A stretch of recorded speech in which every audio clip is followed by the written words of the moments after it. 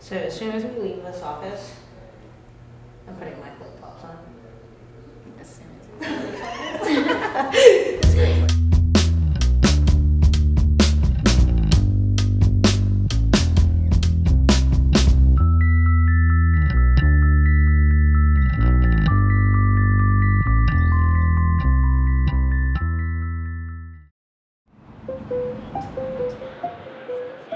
You know, the budget may not be this sexy document that like everybody wants to talk about, but it really dictates aspects of everybody's daily life. The total overall number for the state budget is somewhere around $250 billion over 2 years, which is a huge number. But even before it's written, about 80 to 90% of that money is kind of already accounted for. There are all these programs that the state is required to fund, public schools, Medicaid. Really only maybe 10 to 15% of the budget in any given year is quote unquote up for grabs. Every year at the Capitol, people show up and they have a program that's very near and dear to their hearts that they want to see funded. And everybody's trying to sort of make the case that theirs is the most important. You might stage a big demonstration at the Capitol, schedule one-on-one meetings with lawmakers and their staffs. Lawmakers hold these committee hearings in which they ask members of the public to come and make their case.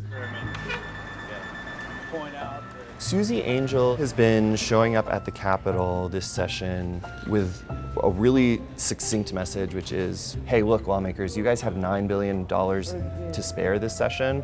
Care workers like hers and the thousands of others throughout the state deserve a pay raise. I was born with cerebral palsy. My case is just affects my physical control. She has limited motor control, but she is very independent. She works at this advocacy group that advocates on behalf of people with disabilities. She's in a dance troupe. She's out there all the time. Because Susie has a disability that qualifies her, Medicaid actually pays for a personal attendant to help Susie with the menial tasks of daily life. Put on clothes, make breakfast, get out the door, or get to work. Cindy, is there any way you could warm mine up? Right now, their base pay is about $8 an hour under Medicaid. What the disability community says is that's not enough money to have a consistent, high-quality workforce. There are nights you can reach out 9 or 10. She gives you a lot more than she gets paid for. Sometimes I'm on a time limit and I just can't seem to get anything done. There is a proposal right now in the Texas House that would raise attendance-based pay by about 10 cents, which, hey, it's a raise, right? But Susie's personal attendant, she said, frankly, a 10-cent raise is an insult. Every year we're up there, but getting that through the head is not easy at all. You know, from the lawmakers' perspective, they're saying there's really not that much discretionary money available. I'll tell you, there's nothing that tells you more about the need for something than to see a person who has been impacted by the budget decisions we make. I have a great respect for what they're doing on behalf of all the people with similar disabilities. I'm happy that we're able to move in the right direction, but I can't tell you if 10 cents is meaningful or not, frankly. Brothers and sisters, we have to be familiar with this building. Not everyone's after those dollars that aren't yet spoken for. They have different motivations at the Capitol, whether it's raising awareness about an issue or just trying to advocate for a bill that doesn't have a fiscal note. Allison Franklin currently works with the Texas Criminal Justice Coalition, and they, with her help, are advocating for a bill that would help human trafficking victims. Yeah, so I hope to see you there. Will you be there that day? Or? I'm actually a survivor. Child sexual abuse launched me on a journey of destruction that led to addiction. That addiction led to crime, gangs, and eventually being sex trafficked for a decade. And so I know firsthand, how those vulnerabilities not only set me up for sexual exploitation, but also cycling in and out of our state jail system. And it was on my 9th felony that I actually got some type of individualized gender-specific services that address the root causes of my incarceration. I really did think that I would die out there, especially by the hands of my trafficker. And let's see here. When I heard Allison's story, I was really compelled to work on this bill and to file it. I think she's perfect to be the advocate and can get people on board to support this bill. It levies the fines on to the buyers of illegal sex. The additional fines that are levied are put into a fund that will then be used to provide pre and post services to people who are most vulnerable to human trafficking. This bill absolutely has no fiscal note. It pays for itself, and that is a huge buy-in from several legislators. How y'all doing today? Hey, Great. What brings you great folks here? If you get these individuals, into services that addresses root causes, their chances of doing that are a lot better. But when you have a criminal record hanging around your neck, I mean, it can potentially tether you to a life of abuse and commercial sex work, even when you are trying to do right. And Allison, we need to do better. We do. But we'll read the bill and then we'll reach out to the author and ask the author how he or she would like us to deal with this.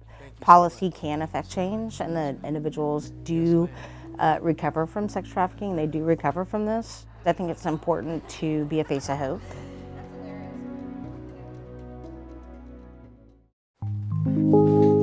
He helped me a lot. We complement each other. But without Sandy, we couldn't do what we do. Right now, there is no backup, so it's kind of... I'm a backup. Yes, you're a backup, yes, definitely. But not everybody has a you. This workforce, the way a lot of disability advocates put it, is the last defense against putting a person with a disability into a facility. If I can't get an attendant, they will fight to put me in an institution. That's my biggest nightmare. Everything I do, I enjoy it. I love it. It fulfills my life. And just taking a moment to notice the sensation of your body breathing.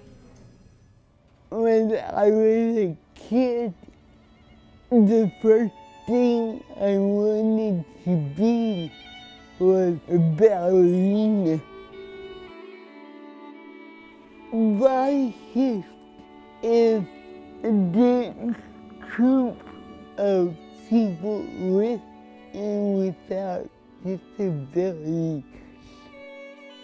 When I'm dancing, I'm showing people what I can do instead of what I cannot do. I'm creating something beautiful, and to have that feeling means a lot to me.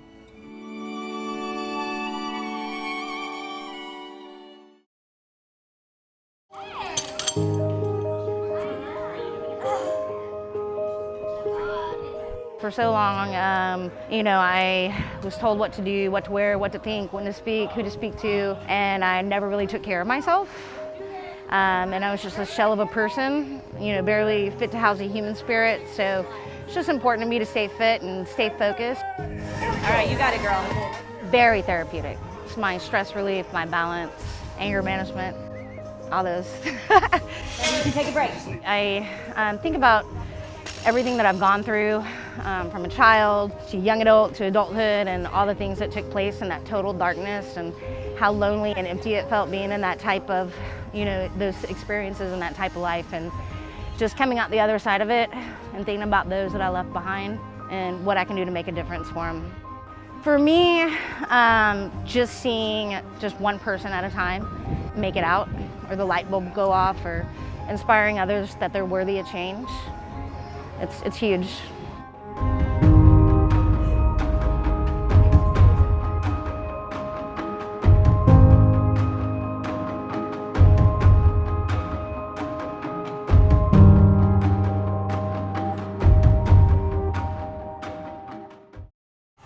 was awesome. Yeah, that was hell. So hard, right? I can't feel my arm.